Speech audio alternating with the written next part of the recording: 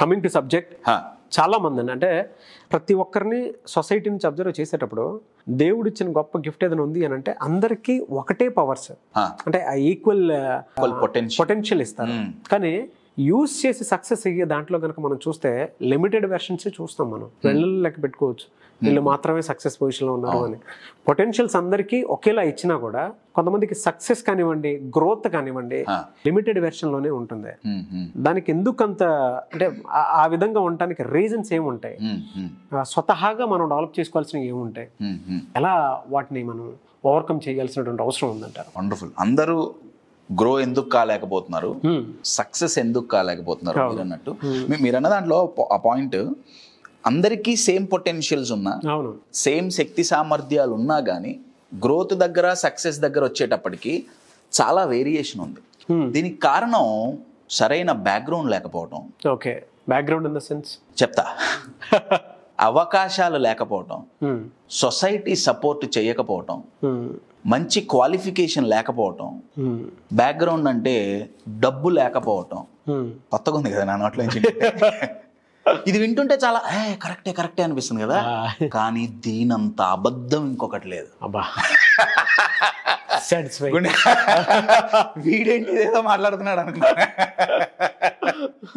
వింటానికి చాలా బాగుంటుంది, చాలా మంది చెప్పే రీజన్ ఇదే కదండి.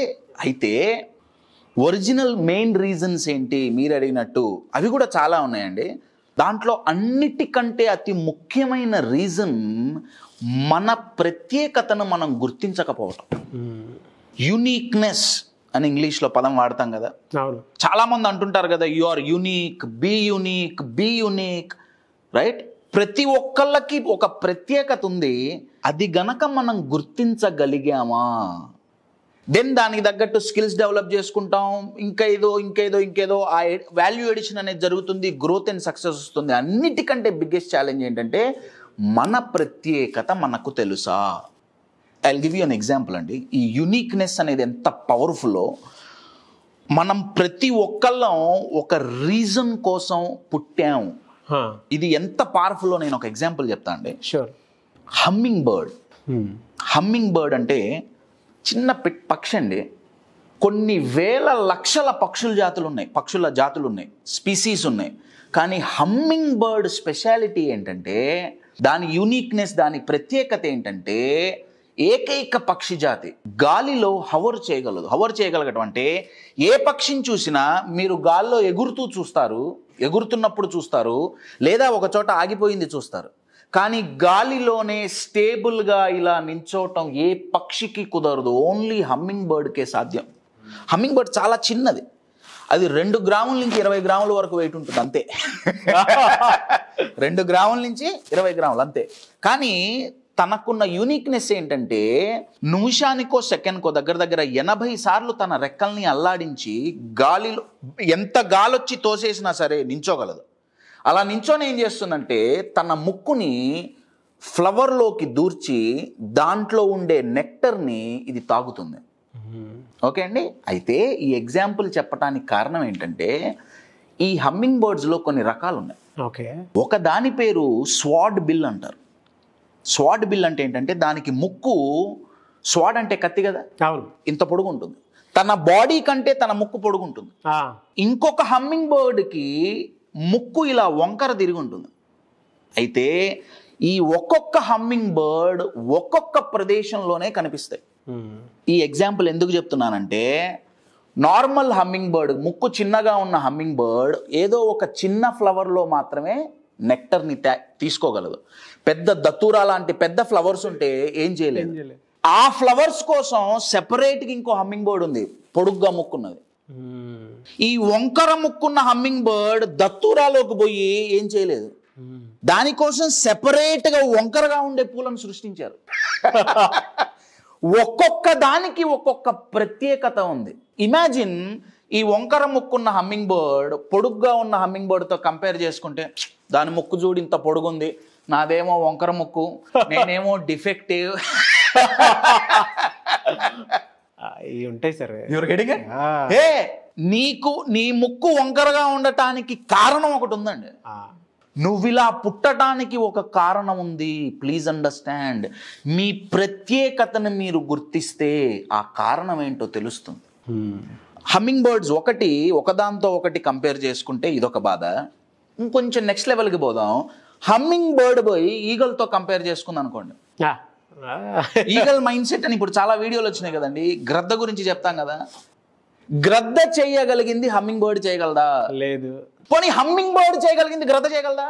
మరి అంత పెద్ద దాని పక్షులకే నెక్స్ట్ లెవెల్ అంటాం కదా. దేని గొప్పతనం దాందే. దేని గొప్పతనం దాందే. బై ది వే మేము ఇక్కడ పక్షుల గురించి పిట్టల గురించి మాట్లాడలా. మీ గొప్పతనం మీదే. You are getting my point. Eagle చేసింది హమ్మింగ్ బర్డ్ చేయలేదు. హమ్మింగ్ బర్డ్ చేసింది ఈగల్ చేయలేదు. ఈగల్ పైనుంచి కింద ఎక్కడో ఉన్న చేపను చూడగలగదు కానీ గాలిలో కదలకుండా నించోలేదు. ఎవరి యూనిక్నెస్ వాళ్ళది. అబ్సల్యూట్లీ. అది ఫస్ట్ మనం గుర్తించాలి. మన ప్రత్యేకతను మనం గుర్తించాలి. మీరు చెప్పిన దాంట్లో నిజంగా కంపారిజన్ లోనే సగం మంది చచ్చిపోతున్నారు. అబ్సల్యూట్లీ. వాడికి అది వచ్చింది, వీడికి ఇది వచ్చింది, మళ్ళీ వాళ్ళ social background, economical background, family background అంతా వీళ్ళే మాట్లాడేస్తారు టేప్ నుంచి. అది చాలా పెద్ద తప్పు. ఎవరిది వాళ్ళ యూనిక్ స్టైల్. మనం పుట్టడానికి ఒక పర్పస్ ఉంది. First we have to know that. Absolutely. మన ప్రత్యేకత ఏంటో మనకు తెలిస్తే, మనకు యూనిక్నెస్ ఏంటో మనకు తెలిస్తే ఆ పర్పస్ ఫైండ్ అవుట్ చేయడం అనేది చాలా ఈజీ అండి. ఇందాక హమ్మింగ్ బర్డ్ లోనే వాటిల్లో ఉండేటువంటి స్పీషీస్ గురించి చెప్పారు, జాతి గురించి చెప్పారు. ఒక్కొక్కటి ఒక్కొక్క స్టైల్. Humming birthday. అవునండి. అన్ని హమ్మింగ్ బర్డ్సే, కానీ దేనికి దానికి యూనిక్ స్పీషీస్ ఉన్నాయి. నేను హమ్మింగ్ బర్డ్ ఎగ్జాంపుల్ గా తీసుకోవడం, దాంట్లో చాలా రకాలు ఉన్నాయండి. పొడుగు ముక్కు, వంకర ముక్కు, స్పూన్ లాగా ఇంకో ముక్కు ఉంటుంది. వాటికి తగ్గ ఫ్లవర్స్ దగ్గరికి పోతేనే వాటికి ఫుడ్ వస్తుంది. You are getting my point. అయితే మన ప్రత్యేకత మనం గుర్తిస్తే, ఆర్ మన ప్రత్యేకతను మనం గుర్తించలేకపోతే మనల్ని మనం డిఫెక్టివ్గా కన్సిడర్ చేస్తాం. You are getting my point. మనం డిఫెక్టివ్ కాదండి. I will give you an example. ఈ పదం చూడండి, డిఫెక్టివ్. నాలో లోపాలు ఉన్నాయి, నాకు ప్రత్యేకత లేదు, వాడి దగ్గర ఇది ఉంది, వీడి దగ్గర ఇది ఉంది, ఆమె దగ్గర ఇది ఉంది, నేను డిఫెక్టివ్, నేను డిఫెక్టివ్, నేను డిఫెక్టివ్. మై డియర్ ఫ్రెండ్స్, మనం డిఫెక్టివ్ కాదు. ఈ డి తీసేయండి, ఏం మిగులుతుంది? ఎఫెక్టివ్. మనం పుట్టుకతోనే ఎఫెక్టివ్. కానీ మన ప్రత్యేకత మనం గుర్తించకపోవటం వల్ల ఈ డి యాడ్ అయింది. ఆ డిఏ సెల్ఫ్ డౌట్ అండి. ఎప్పుడైతే మన ప్రత్యేకత మనం గుర్తించాలా, అవతల వాడితో కంపేర్ చేసుకున్నాం, మన మీద మనకు డౌట్ వచ్చింది, మనం చేయగలగమో లేదో, మన దగ్గర శక్తి సామర్థ్యాలు ఉన్నాయో లేదో, టాలెంట్ ఉందో లేదో, స్కిల్స్ ఉందో లేదో, డౌట్ వచ్చింది, మనం ఎఫెక్టివ్ కానీ డిఫెక్టివ్ అయ్యాం. I'll give you an example అండి. Very good metaphor.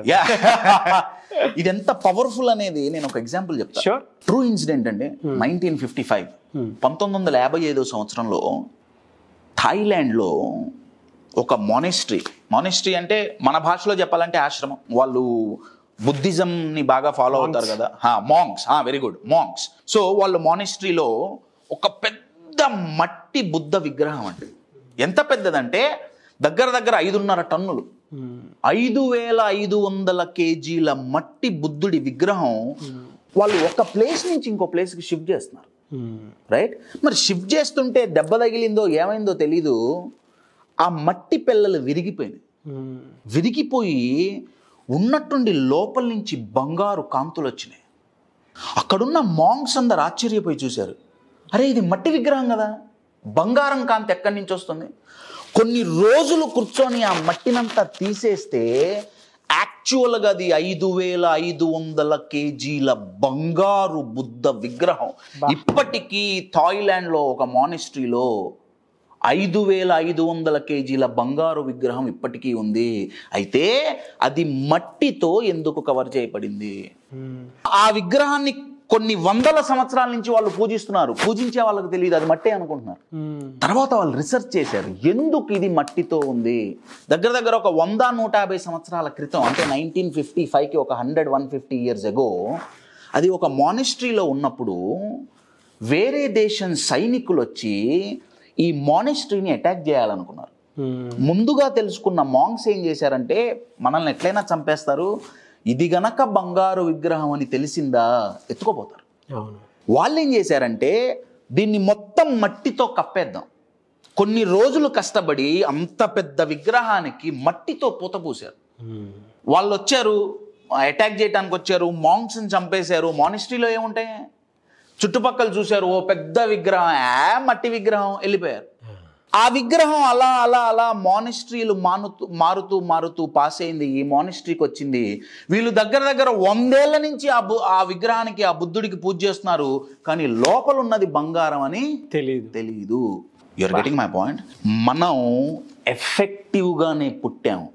ఎప్పుడైతే ఈ డౌట్ అనే మట్టి మనల్ని కవర్ చేసేసిందో లోపల ఉన్న బంగారం వెలగట్లా.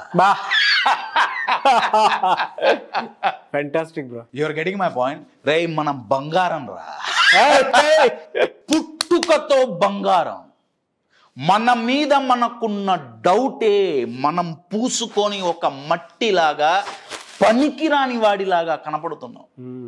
రోజు సొసైటీ చిన్నప్పటి నుంచి సొసైటీ చెప్పిన మాట, రే నీ వల్ల కాదు, నీకు చేత కాదు, నీ వల్ల కాదు, నువ్వు దరిద్రుడివి, నువ్వు వేస్ట్, వాణ్ణి చూడు, వీణ్ణి చూడు, నువ్వు ఏం చెయ్యలేవు, నువ్వు దేనికి పనికిరావు, నువ్వు డిఫెక్టివ్ డిఫెక్టివ్ డిఫెక్టివ్ అని మన లోపలున్న బంగారం పైన ఒక మట్టి పూత పూసారండి. ఇప్పుడు మనకు మనం పూసుకుంటున్నాం కంపారిజన్తో. ఆ మట్టి పూత ఎప్పుడైతే పోతుందో మై డియర్ ఫ్రెండ్స్, ఎప్పుడైతే ఈ డీ పోతుందో వీఆర్ ఆల్రెడీ ఎఫెక్టివ్. మన లోపలున్న బంగారం బయటికి వస్తుంది. మీరు అన్నారే పొటెన్షియల్స్ అని, అదే మన లోపలున్న బంగారం అండి. అవును. యూనివర్స్ అంటారా, క్రియేటర్ అంటారా, ఎవరంటారా మీ ఇష్టం, దేవుడు అంటారా, ఇంకెవరంటారా, వాళ్ళకి డిఫెక్టివ్ పీసులు తయారు చేయటం వాళ్ళకి అలవాట్లేదండి. వాళ్ళ దగ్గర నుంచి వచ్చిన ప్రతి product 100% quality. The best in the world. You are the masterpiece, you are the effective piece. ఇవన్నీ జరగాలంటే మన ప్రత్యేకత మనం గుర్తించాలి. మన ప్రత్యేకతను మనం ఎప్పుడైతే గుర్తిస్తామో, ఎలా గుర్తిస్తాం, కంపారిజన్ మానేయాలి. నెంబర్ 1. నెంబర్ 2, ఎప్పుడైతే కంపారిజన్ మానేస్తామో మన ప్రత్యేకత మనకేంటో తెలుస్తుంది. ఎప్పుడైతే తెలుస్తుందో దానికి తగ్గట్టు స్కిల్స్ నేర్చుకుంటాం, దానికి తగ్గట్టు tools and techniques, very good, tools and techniques మనం క్రియేట్ చేసుకుంటాం. Then we can present our self and become successful. కానీ ఫస్ట్ ప్రత్యేకత కావాలంటే మీకు ప్రాముఖ్యత, అందరికీ ప్రాముఖ్యత కావాలి కదండి, నేమ్ అండ్ ఫేమ్ కావాలి కదా. అవును, రైట్, అవసరమే కదా. సక్సెస్, ప్రాముఖ్యత కావాలంటే మీకు ప్రాముఖ్యత, మీరు గుర్తించాలి మీ ప్రత్యేకత. ఎప్పుడైతే ప్రత్యేకతను గుర్తిస్తామో ప్రాముఖ్యత వస్తుంది. సో కావాలంటే మీకు ప్రాముఖ్యత, మీరు గుర్తించాలి మీ ప్రత్యేకత. పెంపొందించుకోండి సరికొత్త వైవిధ్యత. వైవిధ్యత అంటే వెరైటీ. మనల్ని మనం వెరైటీగా ప్రజెంట్ చేసుకోవాలి. పెంపొందించుకోండి సరికొత్త వైవిధ్యత, నిరూపించుకోండి మీ నైపుణ్యత. కావాలంటే మీకు ప్రాముఖ్యత, గుర్తించండి మీ ప్రత్యేకత, పెంపొందించుకోండి సరికొత్త వైవిధ్యత, నిరూపించుకోండి మీ నైపుణ్యత. ఓ యువత, మరచిపోకండి మీ సామర్థ్యత, గుర్తించండి మీ ప్రత్యేకత. My dear friends, we are unique. మనం డిఫెక్టివ్ కాదు, మనం చాలా చాలా చాలా ఎఫెక్టివ్. బంగారు బుద్ధుడు మట్టితో ఎలా కవర్ అయ్యాడో, మన టాలెంట్స్, మన పొటెన్షియల్స్, మన లోపల ఉన్న బంగారం డౌట్ అనే మట్టితో కవర్ అయింది. అది ఎప్పుడైతే వాష్ చేస్తామో మన గ్రోత్కి, మన సక్సెస్కి లిమిట్స్ ఉండవు. My dear friends, be limitless.